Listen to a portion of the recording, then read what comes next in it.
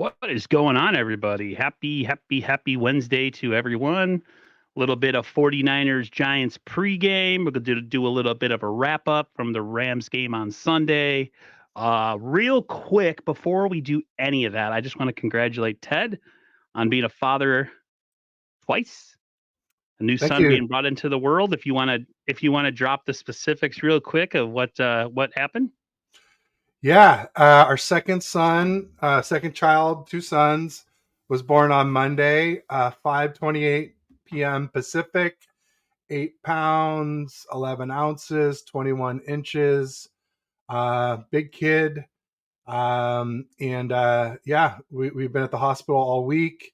I got a little break today to come, and I got a stream in this morning with Rod Callie, and obviously had to get my weekly show with Aaron. I was like, I told you before, we were offline. I was like, if there's only one show I do this week, it's Appreciate got to that. be this show with you, buddy. So I appreciate I'm that. glad that we're able to get it in and make it happen. And thanks for being accommodating. Thanks for setting it up. The next 2 weeks, I guess, we'll be on TED Talks Ball. I'll be Yep. hosting. Well, we're kind of on both anyway, so it doesn't really matter. But I'll Right. be hosting the next two, so probably not as good a production value. Aaron always asks the best questions, so Uh, thanks. Yeah, it's been uh, great. He's healthy. He's happy. He's eating. Mama's healthy. She's still recovering. It was well, I don't want to go all the details, but it's going to be a long recovery, but she's doing well. Yeah, Mama and that's always the most important part of it is the mom and the baby, making sure everything's okay. Uh, that's until I hear that, I don't hear anything about football from Ted. Like, I want to know what is going on with the child, the offspring, the next Niner fan of the family. I have to know all these things, and of course, the wife. So yeah. glad to hear she's doing okay, and that she'll be, they'll take good care of her, and before you know it, she'll be home, and you'll have two little guys running around there before you know it. So it's Yeah. awesome. I'm really happy for you. Thank you. Thank you. Yeah, I'm ecstatic. We took us a long time to get pregnant with our first son, and then a long time to get pregnant with our second son. And so just a blessing and to be able to have two children after struggling so hard for both of them. Hey, it's the fact that it's happening. That's the most important thing. You know what I mean? There you I go. guess it wasn't meant to be at that point, but my sister struggled a little bit before she had my nieces. So, um, she miscarried, and it was a tough situation. And then I get two beautiful angels that I love so much, and so it all worked out in the end, right? No doubt about it. Real quick, want to say hi to the first couple people that have popped in here. Jimmy Perez, he says, "Hey Ted and Faithful." He says, "I'm back. What's up, Ted and Aaron?" So you must have popped in and then popped out and then popped back in again. James Durnall, he says, "Well, here we go. Purdy gave me some bad Jimmy Super Bowl vibes, overthrowing those deep balls." We're gonna get into that. Don't worry about it. Uh, and then everybody, James is congratulating you. So is East Coast Niner. Congratulations on the new addition to your family. That's awesome. Yeah, thank you. Let's we'll do a little quick recap of the Giants game. Well, real quick, we're on both channels. So if you're on my channel, make sure you pop over to Yep. 49ers First Takes. Give Aaron a like and subscribe. Same thing if you're on uh, his channel, pop over to mine, give me a like and subscribe. And if you're on a browser, open up two tabs, or if you're on a phone, try and find that second device so you can watch us both at the same time. It really helps our view hours. So thanks in advance for that. Thank you, Ted. I always forget to do that. We did the last show till the very end, and I was like, Yeah. gotta do it like kind of beginning and middle, ideally. Yeah, definitely. If you're able to watch both at the same time, just mute one of them. That doesn't Yeah. really matter. So the game Sunday was pretty much what I thought it was going to be as far as being close. I always think that weird things happen in divisional matchups, and sure enough, that game was something I never thought I would say in the last couple of years. But it was a game where the Niners offense kind of had to be on because the defense was not quite their normal self. Which I'm not surprised because I mean their coach knows us. He's coached against us for a long time, and the game was pretty close up until the end.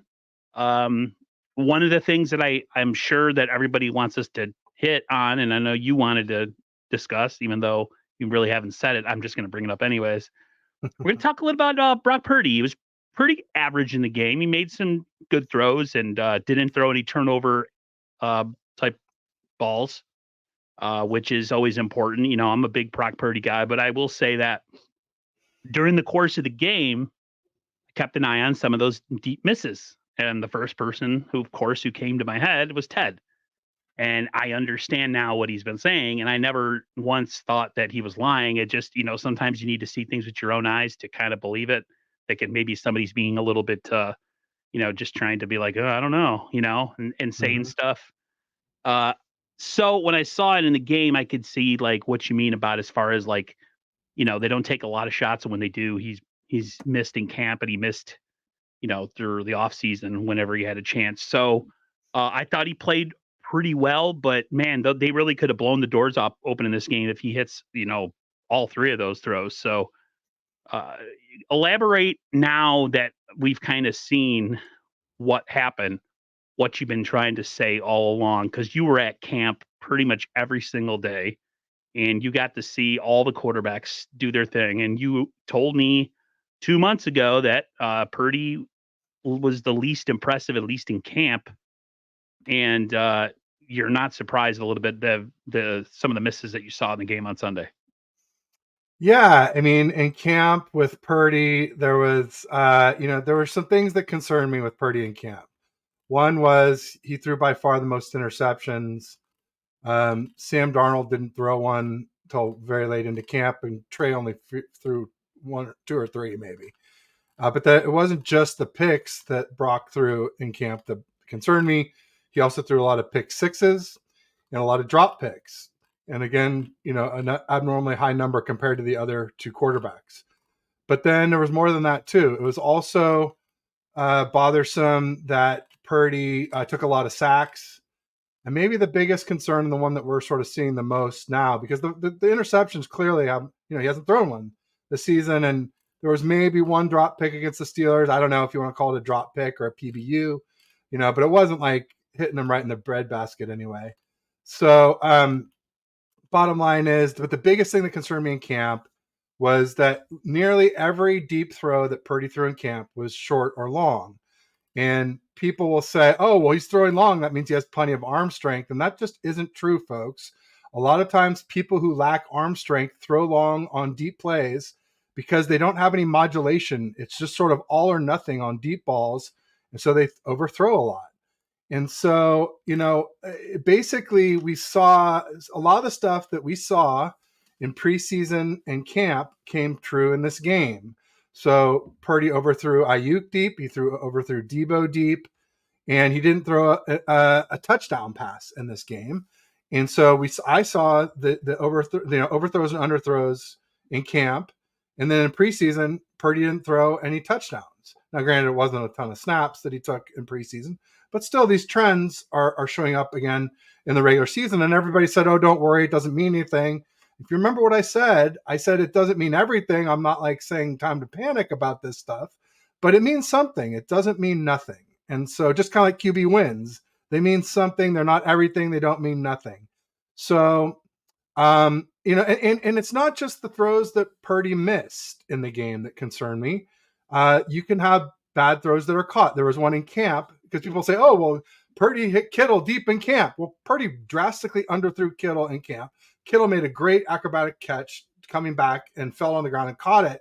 But you can just tag him down at that point. If it was a good ball, he was walking into the end zone for a TD. And there was one over the middle to Debo that was just super low. And I get you're trying to protect him over the middle, but also I just felt like we left a lot on the table with that play where Debo could have maybe taken it to the house with a better pass. It was a catch, but it wasn't a good throw, in my opinion.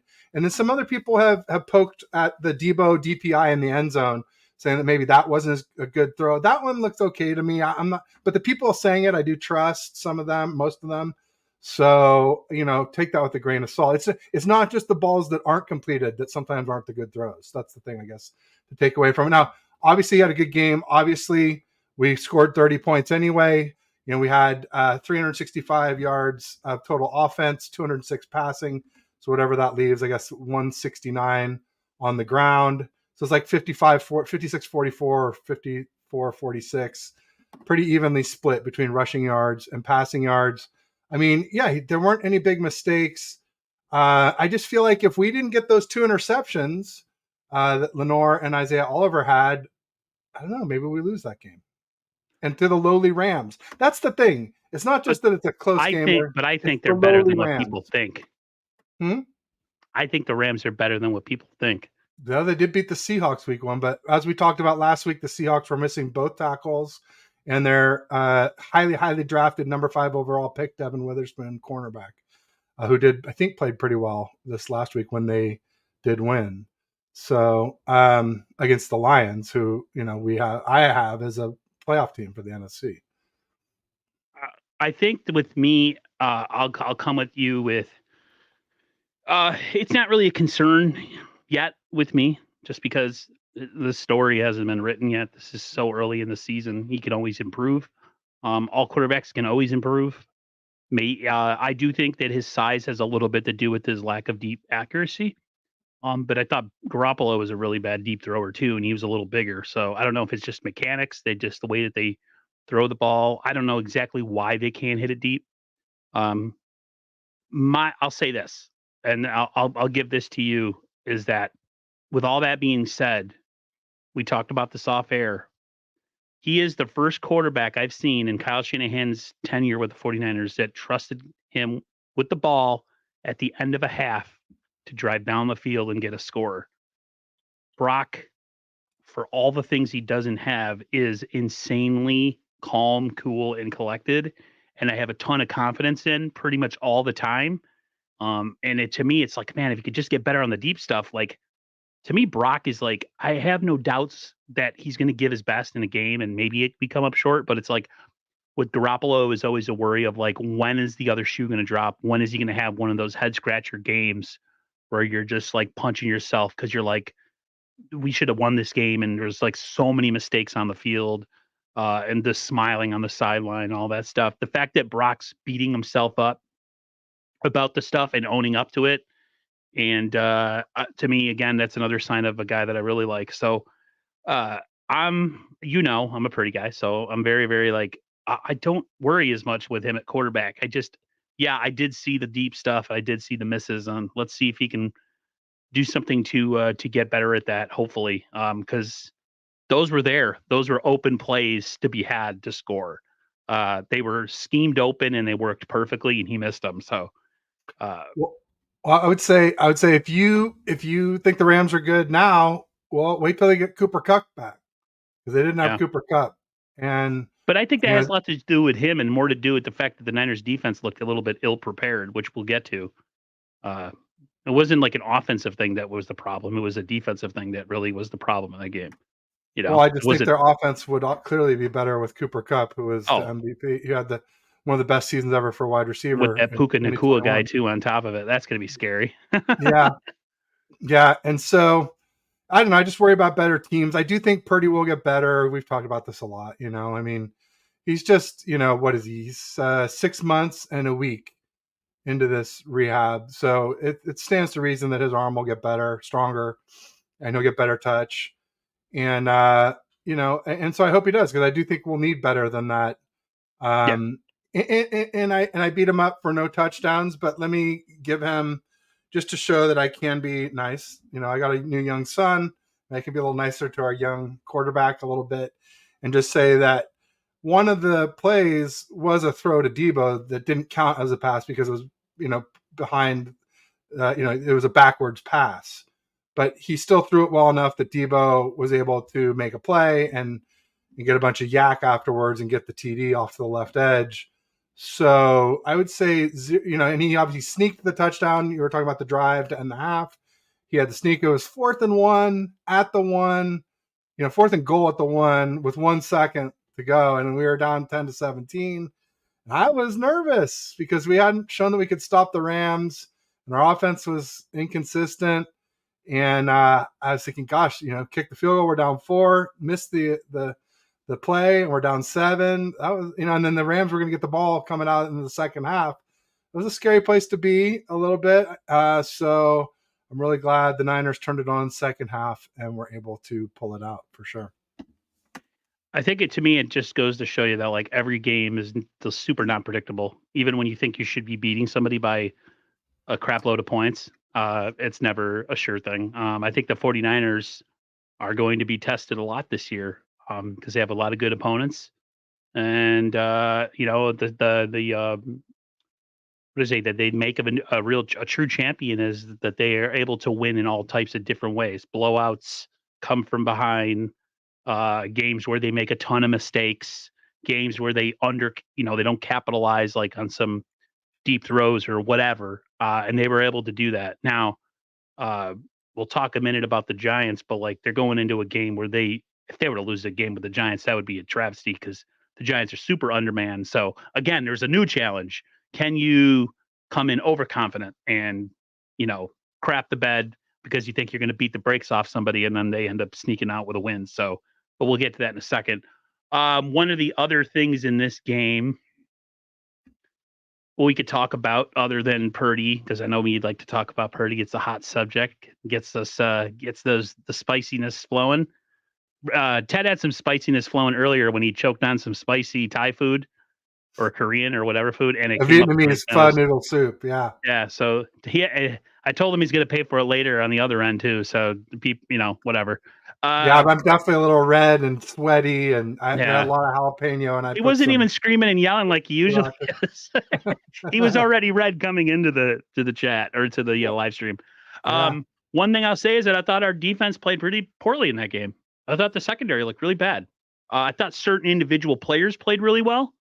Like Isaiah Oliver had a good game, and I thought Demo Lenore had a decent game.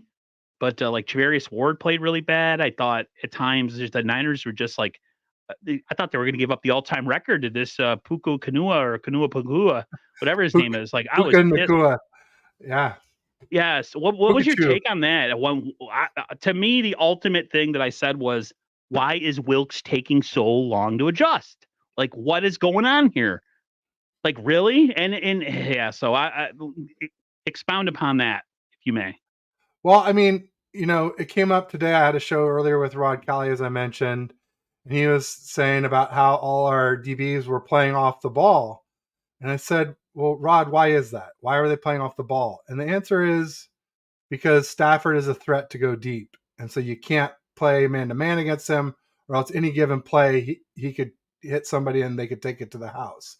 And that's just shows the importance of that deep ball, because then everybody's playing off and they just carved us up underneath. Didn't True. give Bosa time to get any sacks. And I think we were willing to give him that. We're like, hey, if you want to connect, 10 times a drive to go down the field, then we're going to give you that. And eventually it worked. And I think they did make some good adjustments at the half as well too. Yeah, to me that game was a little bit alarming because I thought that the Rams didn't really have any players, and I didn't really know about this Puka guy or Kanua Puka. I keep saying his name wrong before Puka the game. Nakua. Yeah, you got it. Puka Nakua, And and now Tutu I know who. Atwell. They're the U2 times 2, because they both have 2 U's in their name. Crazy.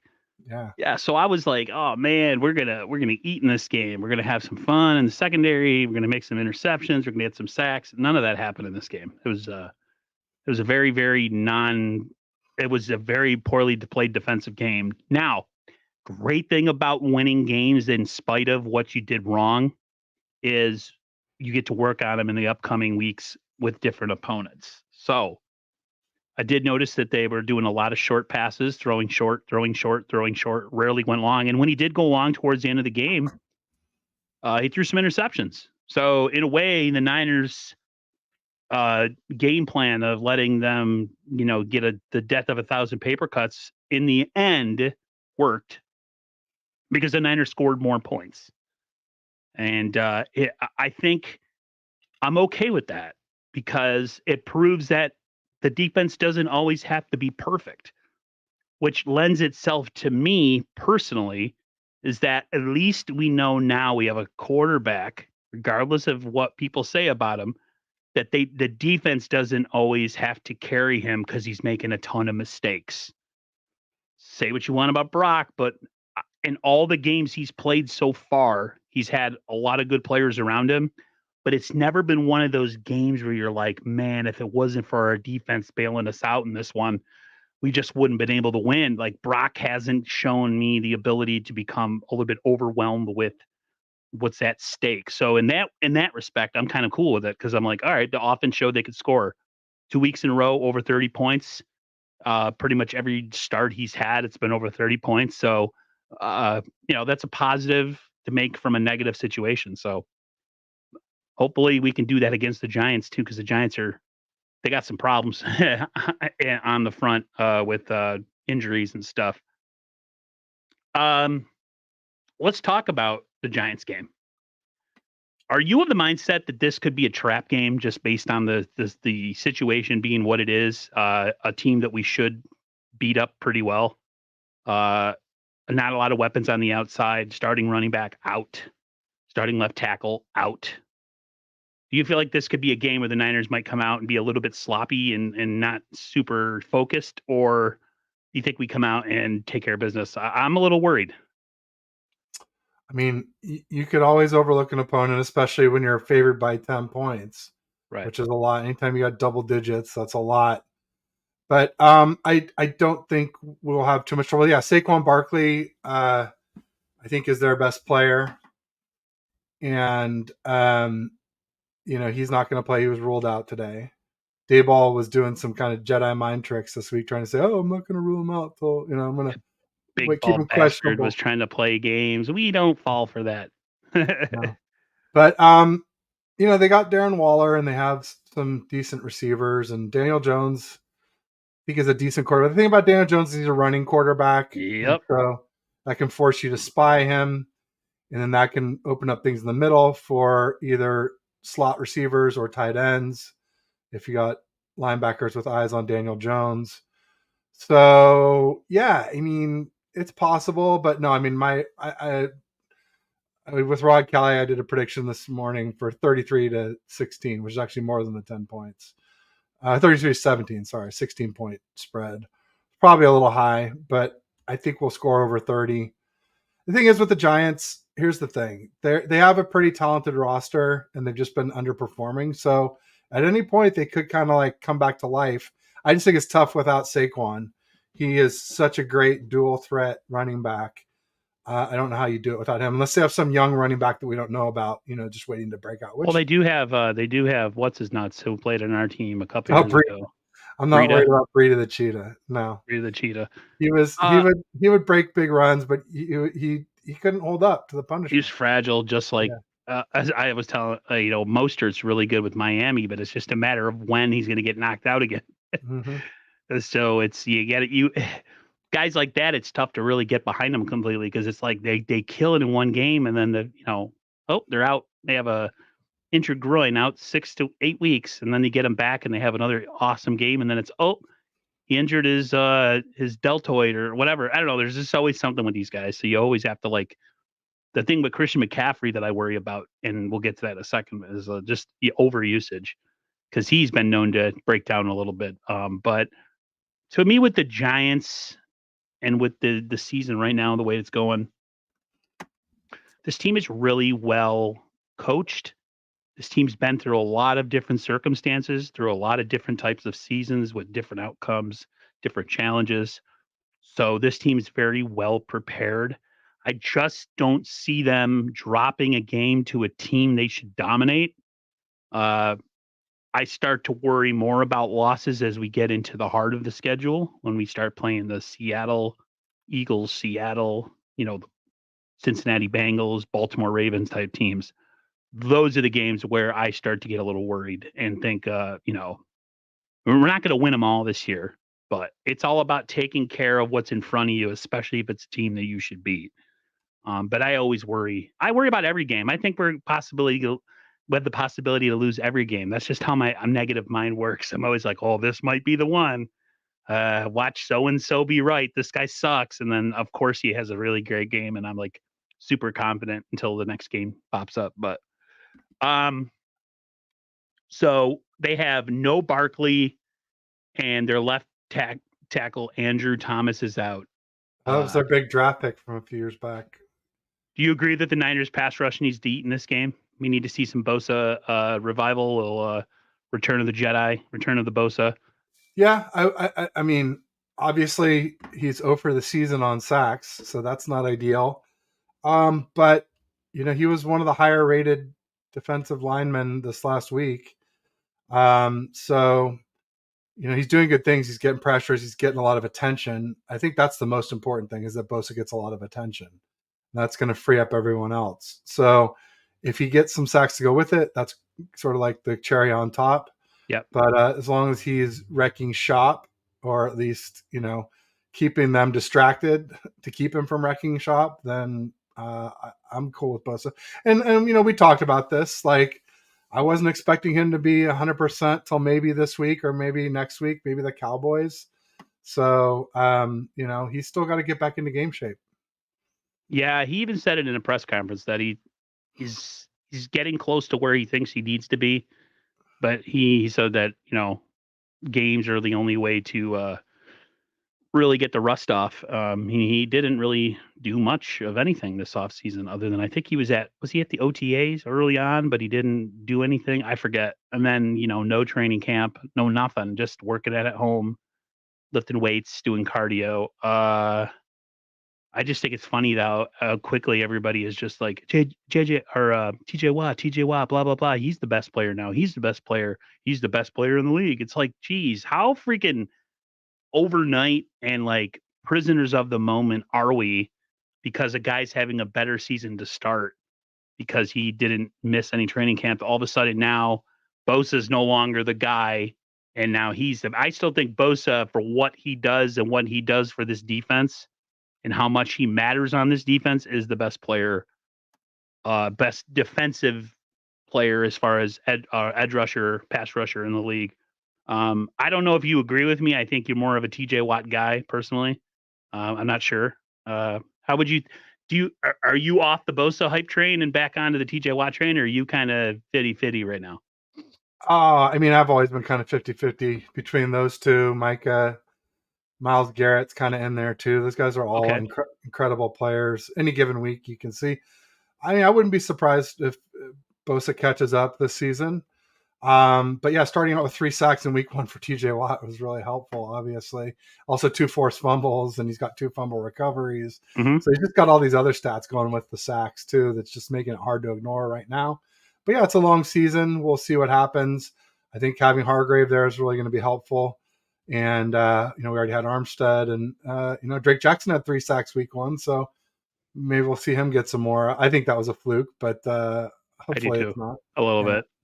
I'll be honest with you. When he got 3 sacks, I'm like, that could be all he has all season. I hate to be that guy, but that's just where my mind went. Yeah. No, I thought 6 to 8, so I'm still like 7 to 9, somewhere in that. Yeah, range. Which is great for a backup who's not named Nick Bosa. I think what Bosa too, I wouldn't be surprised if he has a down year. 12 to 14 sacks. I have no doubt that is a possibility, just because coming in late, he gets a lot of attention. I mean, a lot of attention. He gets, chipped and doubled and triple teamed. I mean, the guy has always got to fight. After every game, Bosa looks like he ran through, hell and high water and a marathon and all sorts of other stuff. After every game, he looks completely destroyed because of how hard he has to work. So, and that, I don't think that takes away from what he accomplished since he's been in the league. Can't have every year be a perfect year. Someone's going to step up and be a good player, maybe a better player than you for that particular year. It doesn't take away from the greatness of the player. I'll say that, there might be some guys that you could say are better outright at rushing the passer. But I think overall, as a player and how he affects the Niners defense if he's not playing, I think Bosa, in that sense, is the most valuable player, just because without him, the Niners defense is very, very, very, I wouldn't say average, but they take a huge step back without Bosa. So, no doubt. Yeah, he's hugely important. He and Fred, it's hard to say who's the most important, but they're both incredibly important to our defense, no doubt about it. Terradome says in Pittsburgh before the game, their fans around the city were saying Nick Bosa is not TJ Watt and y'all pay too much. Whatever. I saw some moron on Twitter who's supposedly a 49er fan saying, see, that's why you never pay players. They're no good. I'm like, Really? You're jumping off the bandwagon after 1 week after a guy literally just came into play? I don't pay attention to that, Terradome. Yeah, they're whatever. You have to pay. You can't just, like, not pay good players and expect them to stick around your franchise. That's the whole point of when you're a great player, you get paid, man. You get the bag, so good for him. Um, Yeah, I mean those type of people are probably going off the sacks. They're not looking at the bigger picture, the context that we were mentioning earlier. right. I mean, I definitely want the sacks, but not at the cost of the other things that are actually more important: the pressures, the QB hits, the attention, all that.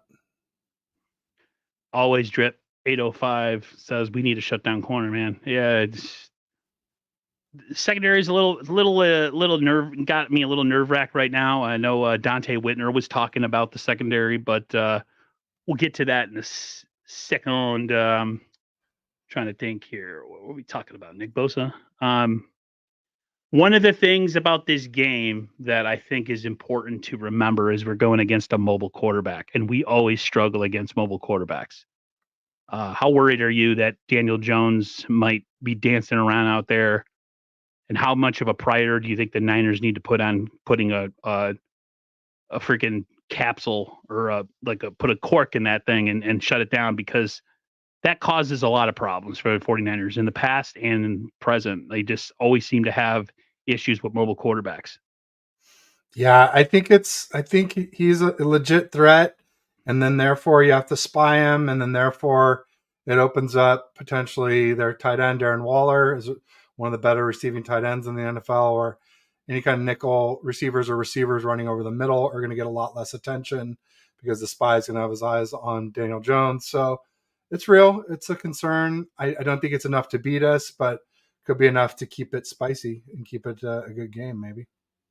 James Jernal, you read my mind, my man. He said, stay out of the wide nine and Jones will struggle. That is the one thing. Actually, there's two things about the wide nine that piss me off.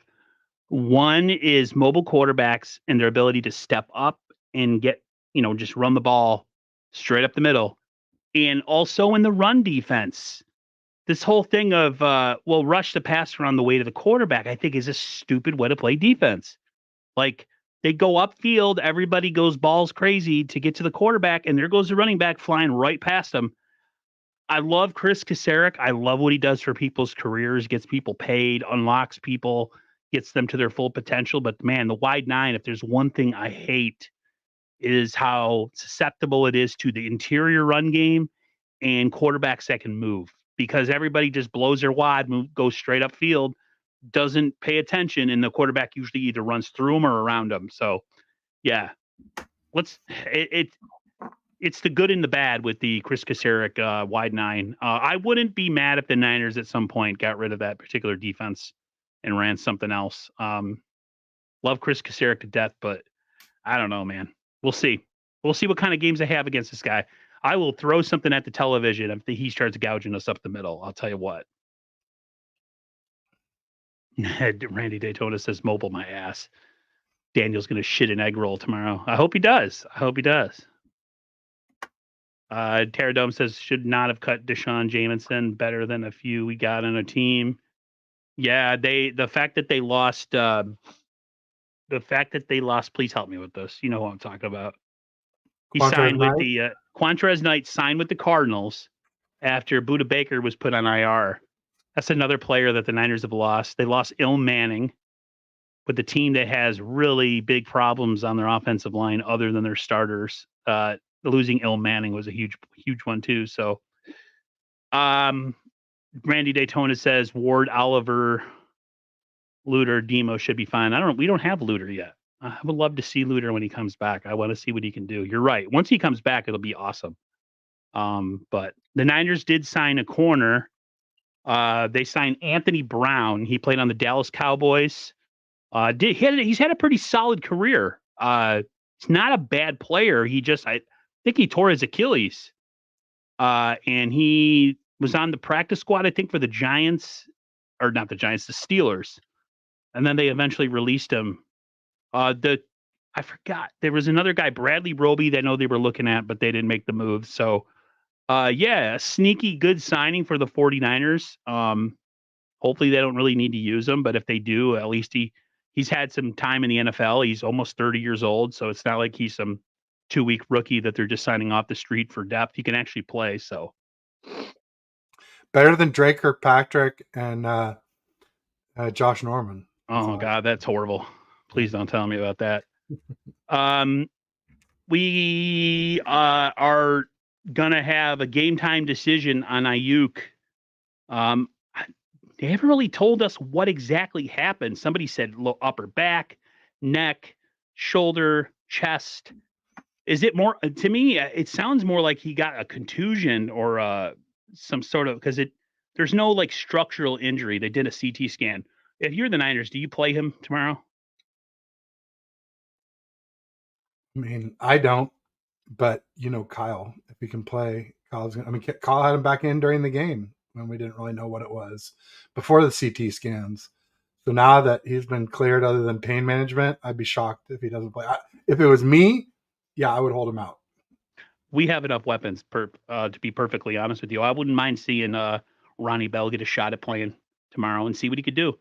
Set some stuff up for him. Get him some screens and some slants and some whatever else. Do a little bit of Debo Samuel. Have him come out of the backfield. That kid can play. He's just he's on the depth chart of like choice of like who's the quarterback going to. He's really low. You know what I mean? Like who would you rather throw to? Ayuk, Debo, or Ronnie Bell? Of course you're going to go to those two guys, but yeah, I wouldn't mind seeing him come out tomorrow. I mean, we got Kittle, we have Debo, we have Juwan Jennings, we have Christian McCaffrey. It's not like we're bereft of talent. He doesn't really need to play. So I hope he doesn't. But I have a sneaky suspicion that because of what he said in the offseason and what kind of confidence and swag he's rolling with right now, I wouldn't be surprised if he played tomorrow. Just to be like, I'm that dude. So I'm a big Brandon Ayuk guy, and I'm hoping he has a really kick-ass season and forces the Niners to pay him or move on from him because we need him. Yeah, we do. We need him later in the season, especially like week 5 against Cowboys is a game where I think we need him. Week 4 Cards, I'm not that worried about, but week 5 Cowboys is one I've had, on my calendar. Cowboys, Eagles, Bengals. You mentioned the Ravens; those are some big games. Jacksonville Jaguars, not too far behind there. Seattle Seahawks twice, not too far behind there. These are some of the droppable games I see for this season. Yeah, I'm so not even looking down the road, to be honest with you, Todd. Every game to me is like a huge thing. I get so wrapped up in the game that we're watching because I have a negative mindset. I'm a New Yorker, man. I'm a Debbie Downer. I always try to focus on the negative, and then the Niners kick ass, and I'm like, well, yeah, what? That's kind of my MO. But yeah, there's some games that they need to win outright because they're gonna, like you said, they're gonna get some real challenges coming up. They need to have a little bit of a cushion just in case they drop a couple. They hit midseason and they have 2 losses. To me, that's really good. To be honest with you, considering what their schedule is. I picked them to go 13-4 this year, which in some instances will give you the number 1 seed. Don't know if it's going to do it this year. Philly and Dallas look really good. So, long season ahead, guys. The Rams look like they could be better. I'll have to sit and watch them on Sunday now that the Niners aren't playing and see if the Rams were just blowing smoke up our ass or if they were really giving the Niners fits and do we have to worry about them. But we don't play them until the last game of the season. So effectively, we could have the division wrapped up by them. So Fingers crossed. Randy Daytona says it's going to be a slobber knocker. See, when you say that, I hear Jim Ross's voice, slobber knocker.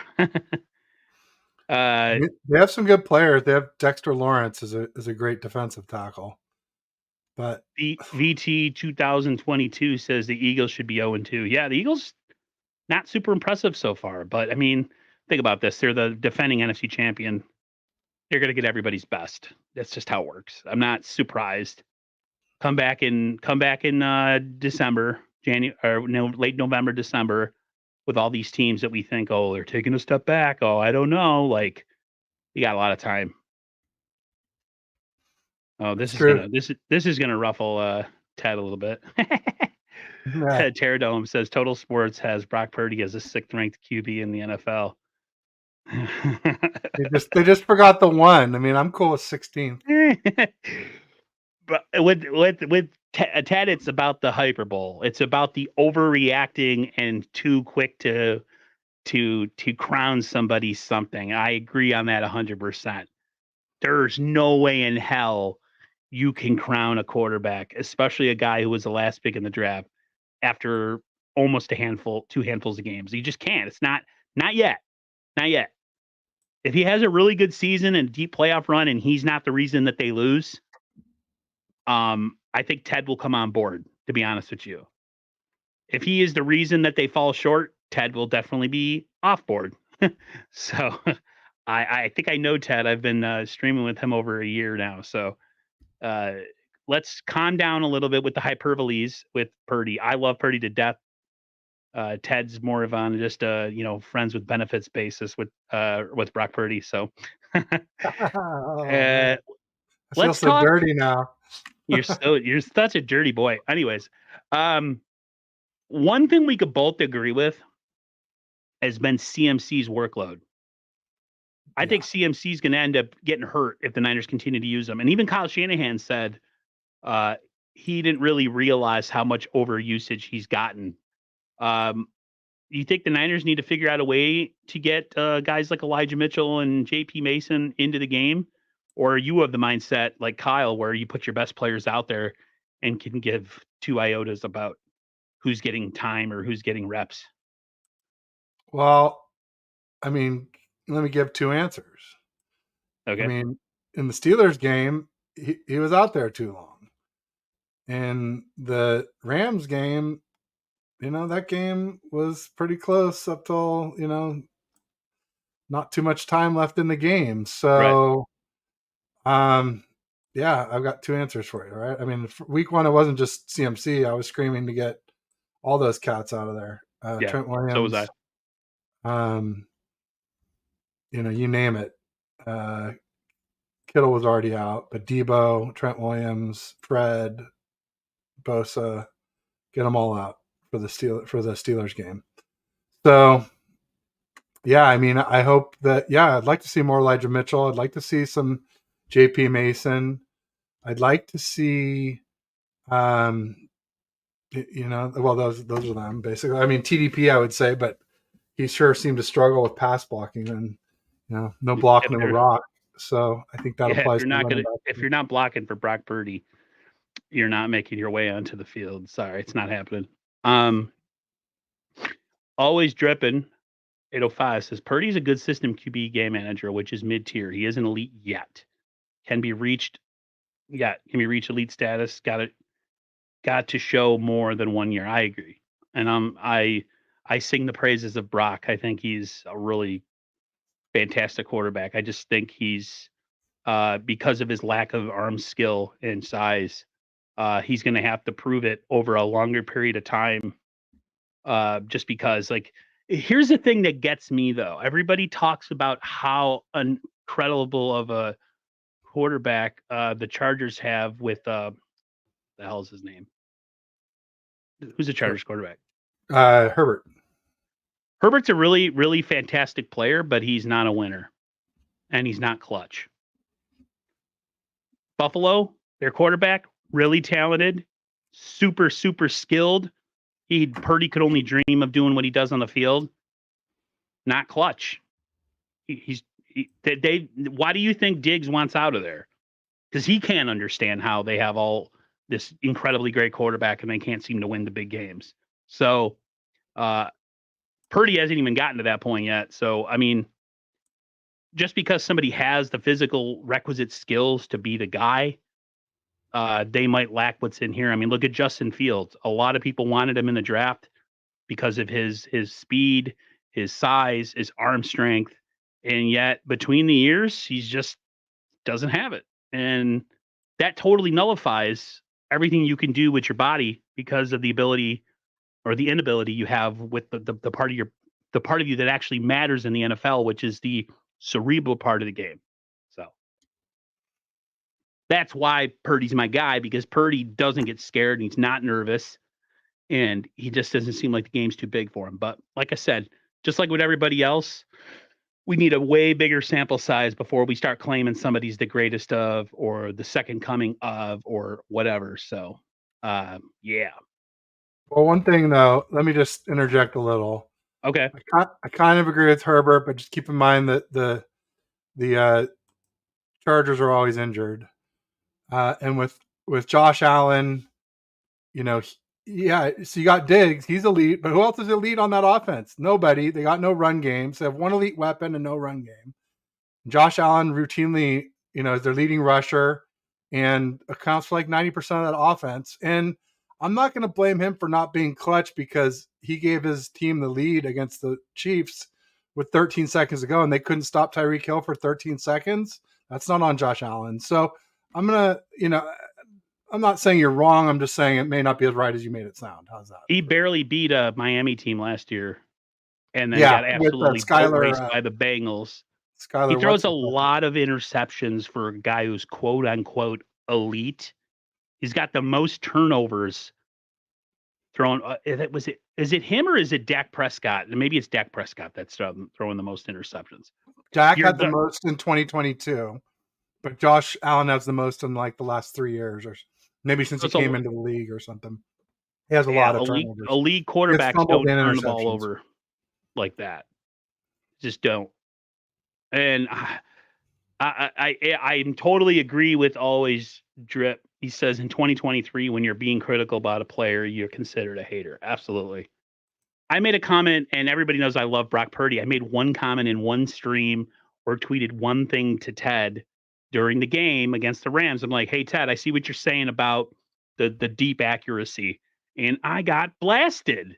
And I'm like, all my prior examples of me being all Purdy all the time, I make one critical statement about him and agree with Ted that he needs to work on his deep accuracy. And now I see what you mean, Ted. And they're like, what are you trying to say, Aaron? I'm like, that Ted was right, that, his deep accuracy isn't the greatest. And then, of course, it just opens the floodgates for everything else. But yeah, you're right about that. You're right about that. Every now and then again, blind squirrel finds a nut. That's right. Even the sun shines on a dog's ass. So whatever that means. I agree 100%. Elway's was elite the moment he was drafted. It didn't matter until he paired with Mike Shanahan in his system. I don't know if he was elite. He lost some Super Bowls where he played pretty crappy. He played pretty crappy in that 49ers Super Bowl against Montana. He was horrible in that game. Absolutely atrocious.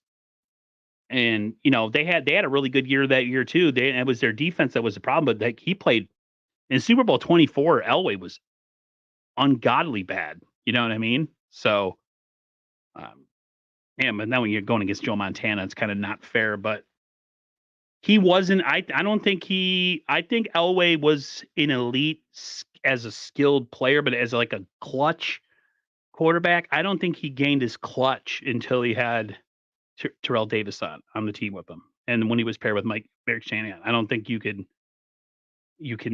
say that he wasn't before, or he was beforehand, because he when he was in big games, their team got absolutely ass whipped every single time. So, and it wasn't just. He certainly never won a Super Bowl without Terrell Davis. So, right. Yeah, you're a Purdy hater. I bet you didn't criticize Stafford for missing his receiver. The receiver wasn't even close to Stafford. Got intentional ground. No, I'm not a Purdy hater. I swear to God. You should see. Yeah, I was going to say I have a shrine in my house. No, I don't really. I don't have a shrine. What kind of adjustments do you think the Niners defense needs to make in this upcoming game to kind of stave off this? What they kind of dealt with in the previous game with the Rams. Do you think they just need to play more man defense? Do you think they need to blitz more?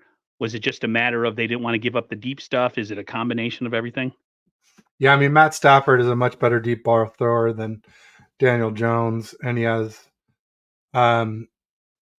he's just a legit, top 10 quarterback, and Daniel Jones isn't, in my opinion. So, if they had Saquon Barkley, I'd be a little more worried. I just don't see how they'll do it without him unless someone gets injured or there's some kind of crazy turnovers or meteor hits. I don't know what's going to save the Giants, but maybe, like you said, we're overconfident. Home opener.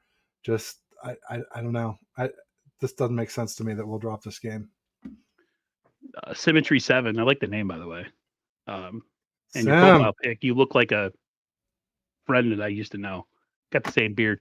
It depends on the definition of elite. This I 100% agree on this, and how much you factor winning games versus physical trait, statistical talent. Yeah, there's a whole sliding scale for like guys that were incredible in the NFL, put up a ton of great statistics.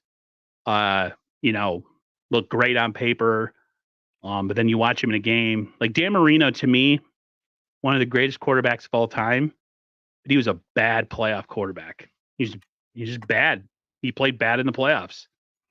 And it doesn't necessarily nullify his great career, but if the whole thing of playing is to win the Super Bowl, he never really was able to do that because of how poor his playoff performances were in his career. But back then, defense won championships, and he had no D, and he had no run game. No run game. But part of that was his choice, though. Why he didn't have a run game. Yeah. He was a freaking red ass who liked to throw all the time. Yeah. And they had some talent in the 80s at wide receiver. They had the Duper brothers. They weren't exactly bereft of talent when they played the 49ers. I think that Niners Super Bowl was more of just the Niners were the best team with the best coach. And just everything was kind of aligned for them. You know what I mean? Yeah. And I think the Dolphins, they were young and they had a quarterback where everyone was like, oh, if he doesn't win this one, he's going to come back. And, they never made it back. They were the Mark twins because it was Mark Duper twins. And Mark Clayton. That's yeah. But yeah, the Duper twins, whatever. We knew what you meant. Yeah. Incredible trio, those three. Marino and the Marks. But, Montana did just name him as his GOAT. Yeah, because he was physically probably one of the most gifted people we've ever seen play. My brother's a big Miami Dolphins fan. For people who listen to my channel and know I talk about my brother all the time. He even admitted to me, he's like, man, Marino was really, really, really good. But, man, he suck in the playoffs. He was he's a choke artist. That's like, it's one of those things. It's a weird conversation to have because somebody can still be Hall of Fame worthy, but be really bad in clutch situations. It's kind of a hard way. It's hard to judge because then you could say like Montana was the best, but Montana didn't have the physical traits that Dan Marino had. He just didn't. He was a smaller guy, weaker arm. But Montana was also extremely accurate with the football and put his players in position to win, and he was clutch. Montana, when it mattered, was at his best. And guys like Marino and Elway, when it mattered, they were at their worst. Even with all the skills that they had, it just didn't matter. They come up small. Mentally, they couldn't overcome the stress or the anxiety that they were going through. Where Montana, it was like everything slowed down. Montana always said, you get paid to throw the ball, right? As a quarterback. Now you're getting to do it every single down when you're in a clutch situation. So he never thought of it as like this huge thing that you had to overcome mentally. To him, it was just doing his job. So, let's see here. One thing that I wanted to talk to you about is there was the talk of why the Niners had all that cap rollover, and John Lynch pretty much said that they're preparing for next year with all the roster. How much they're not going to have a ton of cap space next year, so they're rolling over this year. So we got 42 left over now, and we're 40 mil in the hole for next season. There's other things we can do next season to create more cap space. So it's not like there's only 2 million between now and then, but there's 2 million more than we need for next year right now without making other moves. So I was kind of saying that this offseason. Yeah, I think you might have mentioned it last week that they were doing it for next year. I thought maybe, there's a mid-season trade or somebody we can pick up that would be, a nice player to have. I wouldn't say anything they said rules that out either, Aaron. I think you could still definitely be right. Especially if if we need right tackle or we need a defensive end, all these positions we talked about all offseason. Yeah. They're all still Isaiah Oliver. he kind of came up big at the end, but he's had some tough games to start this Yeah. season. So yeah. You find it funny that Demo got a sudden injury to go out of the game after struggling and giving up a lot of stuff on Sunday, and all of a sudden he was injured? Or do you think he was legitimately hurt? I thought it was Ambry who got hurt. Ambry Thomas, right. Why did I say Demo? I don't know. Because I was watching Right. an interview with Dante Whitner, and I think he had his guy wrong that he was talking about, because he kept saying Demo was struggling versus the Rams. And I was like, I don't know if Demo was struggling. Ambry was struggling, but I don't think Demo was struggling. So I don't know if he had his names twisted. I thought he played pretty well. I mean, that interception was cornerback in the NFL 101, play that pocket, and then that was an incredible interception. That was perfect. That's perfect cornerback play right there. Yeah. Yeah, I don't know if you were listening to the same thing, VT, but like, I think he was wrong about who he was talking about, because I swear to God that he had a really good game. So I think our guy Whitner maybe was token something before he did the interview. So anything else you got going on, Ted? We pretty much nailed all the topics we need to nail. Anything you want to talk about before we wrap this up? My preview article just dropped while we were doing the show. So that's out there on All 49ers FN or all49ers.com. You can find it on my Twitter feed. I got Ryan from No Border Sports and I are going to link up. We missed on Tuesday. I was stuck in the hospital all day with my wife and new son, which is great. But it's trying to get some shows going. It's good therapy to do these shows, obviously. So we're going to do a 3:30 show Pacific, 6:30 Eastern show tomorrow for No BS Sports. I think Bash and I are holding firm at 3 p.m. on Friday, our usual time for Ballin' with Bash and Ted. Yeah, I think I got one more stream tonight with Raj from RSF 49ers Live. You guys know who Raj is. I'll be on his channel tonight. We're going to do a little preview stream. And then this week's kind of wide open. I might do a post stream. I could do a preview stream tomorrow. I'm going to reach out to some people and see what they're doing, because it'll be a weird gap to not have a stream after Wednesday all the way till next Monday. Because Mondays I'm on with Wayne Breezy in the morning, and then we have the Niners Coast to Coast at night. So I'm just looking forward to a really good game tomorrow. I really hope the 49ers bring their A game.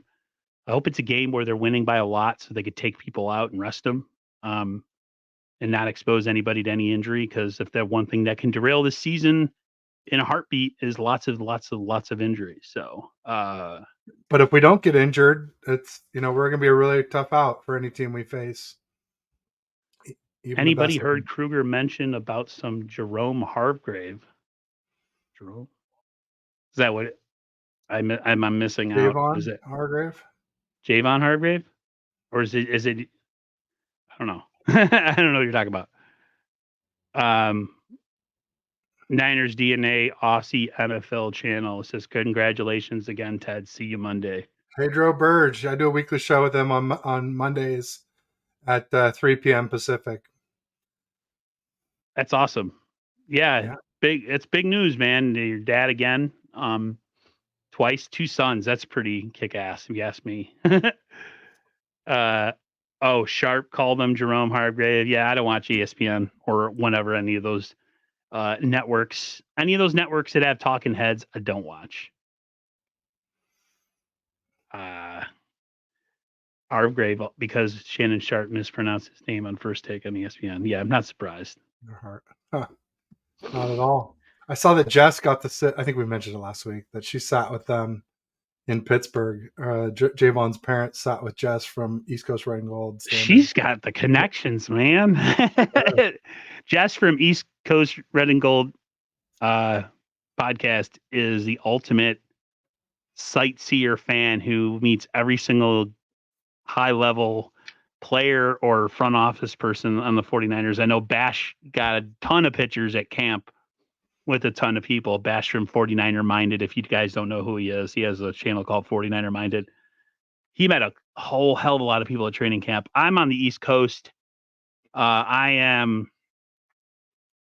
am away from all of it. Most of the people that I stream with are West Coasters, so they all get to go to camp and whatever. But one of these days, I need to meet up.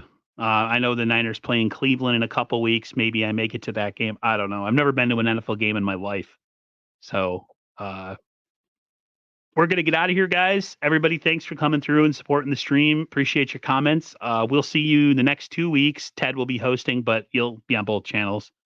Can't wait for the game tomorrow. And like I said, I'll do some content after the game, either a post game or a pregame. So everybody take care. Have a great rest of your evening. Go Niners.